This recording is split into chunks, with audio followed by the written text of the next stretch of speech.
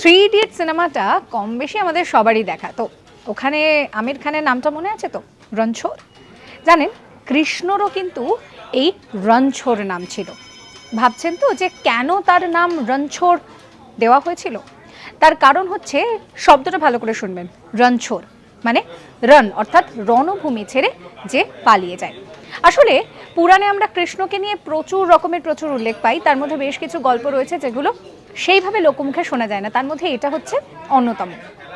তো জরাসন্ধ যখন হামলা করেছিলেন, সেই সময় পর্বে দাঁড়িয়ে কৃষ্ণ বুঝেছিলেন যে না, এইভাবে লড়াইটা চালিয়ে যাওয়া সম্ভব নয়। এই জন্যেই তিনি যুদ্ধক্ষেত্র থেকে পালিয়ে গিয়েছিলেন, এবং যুদ্ধক্ষেত্র থেকে পালিয়ে যাওয়ার জন্যেই তার কিন্তু নামকরণ করা হয়েছিল রণছোড়, অর্থাৎ রণ ছেড়ে যে পালিয়ে গিয়েছে। এবার এই যে রণ ছেড়ে পালিয়ে যাওয়ার বিষয়টা, যুদ্ধক্ষেত্র ছেড়ে পালিয়ে যাওয়ার বিষয়টাতেও কিন্তু কৃষ্ণের তরফ থেকে একটা যুক্তি দেওয়া হয়েছিল। কি সেই যুক্তি?